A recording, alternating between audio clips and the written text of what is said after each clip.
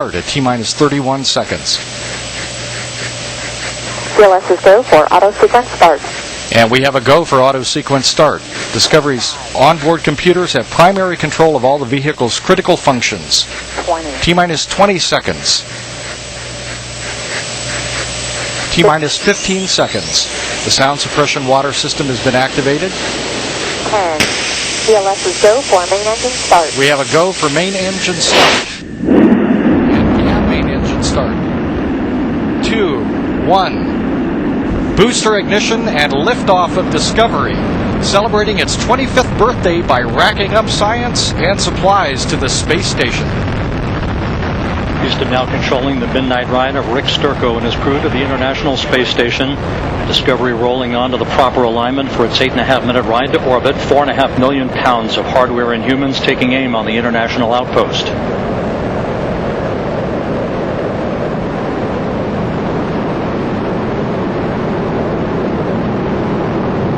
Seconds into the flight. The 3 liquid fuel main engines soon will throttle back to 72% of rated performance down in the bucket, reducing the stress on the shuttle as it goes transonic.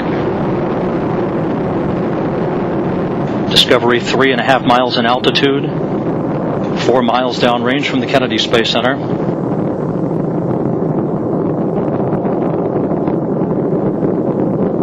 Standing by for the throttle up call now from Capcom Eric Bowe.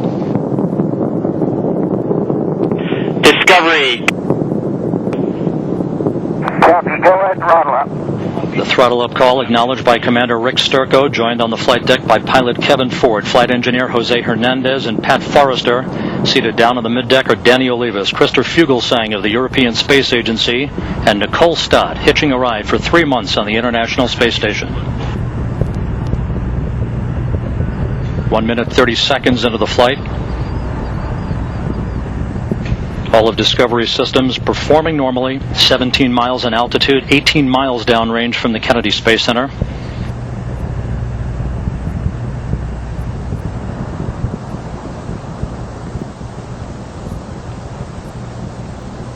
One minute 50 seconds into the flight. Standing by for solid rocket booster separation.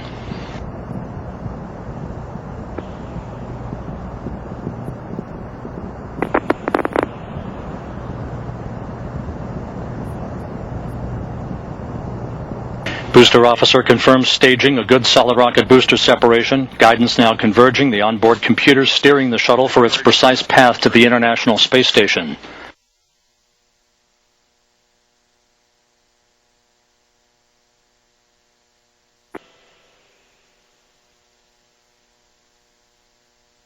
Discovery 37 miles in altitude, 54 miles downrange from the Kennedy Space Center.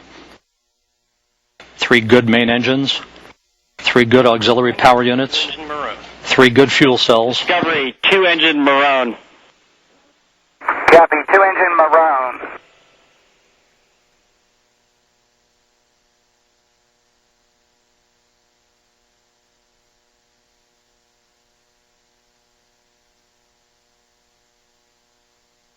Three minutes into the flight. Everything going very well for Discovery. 47 miles in altitude, 85 miles downrange.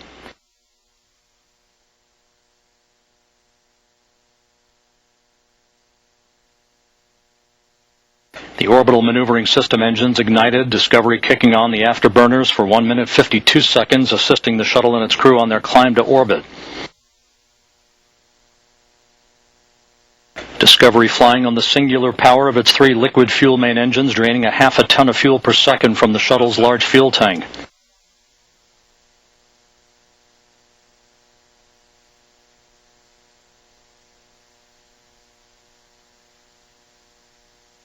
Discovery coming up on the point of negative return, where the shuttle will be too far downrange, too high in altitude to return to the launch site in the event of an engine failure. Discovery, negative return. Copy, Houston, negative return. Discovery speeding straight as an arrow on its night flight toward a date with the International Space Station Sunday night. 4 minutes 8 seconds into the flight. Discovery 61 miles in altitude, 163 miles downrange from the Cape. All systems in great shape.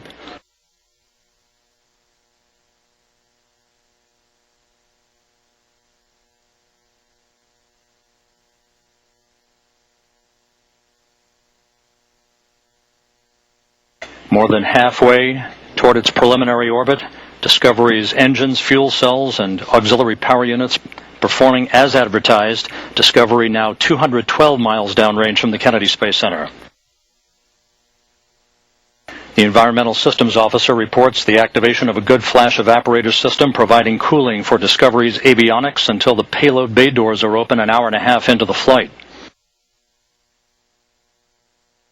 5 minutes into the ascent toward orbit. This view from a camera on the external fuel tank.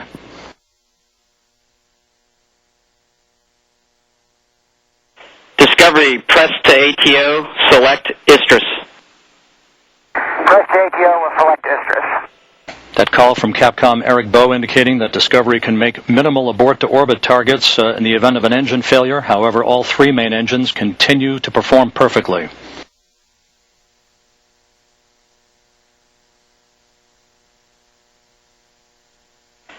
Discovery, single engine, Ops 3. Copy, single engine, Ops 3. Discovery now 336 miles downrange from the Kennedy Space Center, coming up on the 6-minute mark into the flight. The guidance officer and mission control confirming that Discovery's computers have commanded the main engines to swivel again, enabling the shuttle to roll to a heads-up position above the fuel tank, gaining more favorable communications through the tracking and data relay satellite system as it heads uphill. Single engine, Istrus 104. Discovery, roger. And Discovery, press to MECO. Roger, press to MECO. That call from Capcom Eric Bowe indicating that Discovery can make normal main engine cutoff targets in the event of an engine failure. However, 6.5 minutes into the flight, all three main engines performing normally. Discovery now 466 miles downrange from the Kennedy Space Center. Less than 2 minutes of powered flight remaining.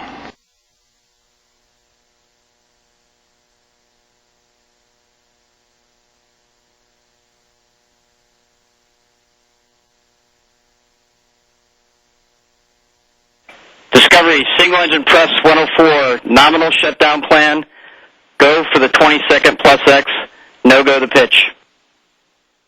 Discovery, copy all, 20-second plus X, no go to pitch. The 20-second plus X referred to by Capcom Eric Bowe is the maneuver that Commander Rick Sturckow will perform after external tank separation, enabling umbilical well cameras to obtain flash photography of the fuel tank as it drifts away. 7.5 minutes into the flight, the main engines being throttled down to limit the stress on the shuttle and its 7 crew members to that of 3 times the effect of gravity. Discovery currently traveling at a speed of more than 4 miles per second.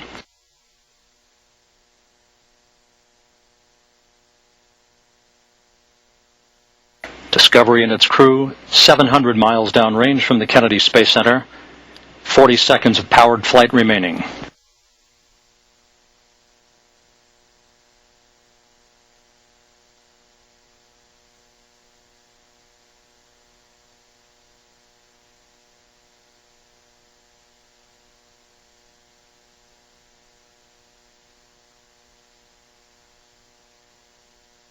Standing by now for main engine cutoff. That will be followed a few seconds later by the separation of the external fuel tank.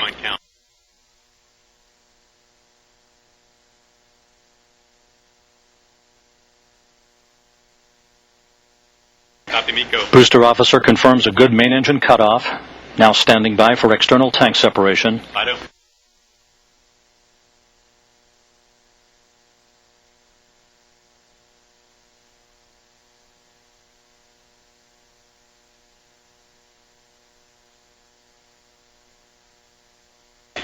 External tank separation confirmed. Discovery now in its preliminary orbit.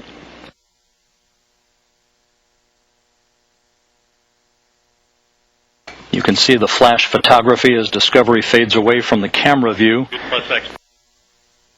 Good maneuver being commanded by Rick Sturckow, maneuvering Discovery so that those cameras embedded in the umbilical well can perform that flash photography of the discarded external fuel tank. An uneventful ride to orbit for the shuttle Discovery, 2 days shy of its 25th anniversary of its maiden flight.